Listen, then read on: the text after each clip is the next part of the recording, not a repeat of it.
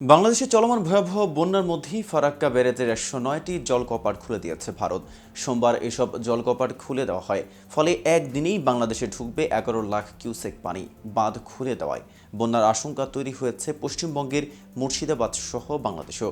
ভারতের বিহার ও ঝাড়খণ্ডে বন্যার জেরে এই সিদ্ধান্ত জানিয়ে বন্যা পরিস্থিতি ও পাহাড়ি ঢলের বিষয়ে আগে থেকে বাংলাদেশকে তথ্য দেওয়া হচ্ছে বলে দাবি করছে ভারত। সোমবার ব্যারেজ কর্তৃপক্ষ জানায়, প্রতিবেশী দুই রাজ্যে বন্যার জেরে পানির চাপে পড়েছে, তবে স্বস্তির বিষয় এখনও নেপাল থেকে পাহাড়ি ঢল নামেনি।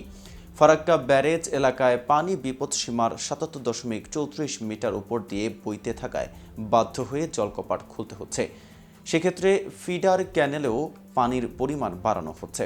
ফারাক্কা ব্যারেজের জেনারেল ম্যানেজার আর দেশপান্ডে বলেন, ফারাক্কা ব্যারেজ কর্তৃপক্ষ সব সময় অ্যালার্ট রয়েছে, প্রতি মুহূর্তে নজর রাখা হচ্ছে। খুব কম সময়ের মধ্যে যেভাবে পানির চাপ তৈরি হয়েছে তাতে ১০৯ জলকপাটের সব কটি খুলে না দিলে ব্যারেজের ওপর বড় চাপ তৈরি হচ্ছিল, এর ফলে বড় ক্ষতি হয়ে যেতে পারে। আপাতত ফিডার ক্যানেলে ৪০,০০০ কিউসেক ও ডাউন স্ট্রিমে ১১ লাখ কিউসেক পানি ছাড়া হয়েছে। অন্যদিকে দেশের ১১ জেলায় চলমান বন্যায় মৃতের সংখ্যা বেড়ে ২৩ জনে দাঁড়িয়েছে। ক্ষতিগ্রস্ত হয়েছেন ৫৭,০০০,২০৪ জন। আজ সোমবার বন্যার সার্বিক পরিস্থিতি নিয়ে সচিবালয়ে সাংবাদিকদের ব্রিফ করেন দুর্যোগ ব্যবস্থাপনা ও ত্রাণ মন্ত্রণালয়ের সচিব মোহাম্মদ কামরুল হাসান। এ সময় সচিব জানান, ফেনী, কুমিল্লা, চট্টগ্রাম, খাগড়াছড়ি, নোয়াখালী, মৌলভীবাজার, হবিগঞ্জ, ব্রাহ্মণবাড়িয়া, সিলেট, লক্ষ্মীপুর ও কক্সবাজার মোট ১১ জেলার বিস্তীর্ণ অঞ্চল ভয়াবহ বন্যার কবলে পড়েছে। এসব এলাকার ১২,৩৮,০৪৮টি পরিবার পানিবন্দী হয়ে পড়েছে। ক্ষতিগ্রস্ত হয়েছে ৫৭,০০১,২০৪ জন। এ পর্যন্ত ২৩ জন মারা গেছে। দুর্গত এলাকায় ৬৪৫টি মেডিকেল টিম কাজ করছে জানিয়ে অতিরিক্ত সচিব কে এম আলী রেজা বলেন, বর্তমানে আশ্রয় কেন্দ্রে ৪,৬৯,৫২৩ জন রয়েছেন। দুর্গত এলাকায় ৩,৫২,০০,০০০ নগদ টাকা, শিশু খাদ্যের জন্য ৩৫ লাখ টাকা, পশু খাদ্যের জন্য ৩৫ লাখ টাকা, ২০,৬৫০ মেট্রিক টন চাল, ১৫,০০০ বস্তা শুকনা খাবার বরাদ্দ দেওয়া হয়েছে। দুর্গত অঞ্চলগুলোর সর্বশেষ বন্যা পরিস্থিতি নিয়ে তিনি বলেন, কুমিল্লা ও ফেনীতে বন্যা পরিস্থিতির উন্নতি হচ্ছে।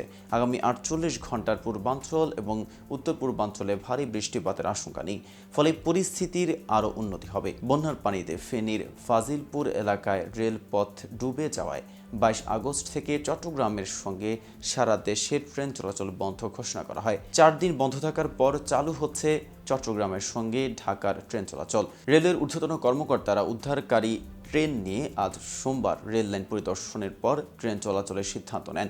আজ রাত ১১:৩০টায় চট্টগ্রাম ছেড়ে যাবে ঢাকাগামী চট্টগ্রাম মেইল। এর আগে বন্যার কারণে চট্টগ্রাম-ঢাকা পথে ট্রেন চলাচল বন্ধ ছিল ৪ দিন।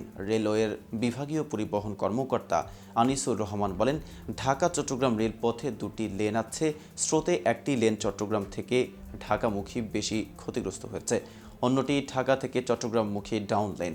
তুলনামূলক কম, এটি সংস্কার করে ট্রেন চলাচলের উপযোগী করা হয়েছে। আগামীকাল মঙ্গলবার থেকে সবকটি ট্রেন চলাচলের পরিকল্পনা রয়েছে।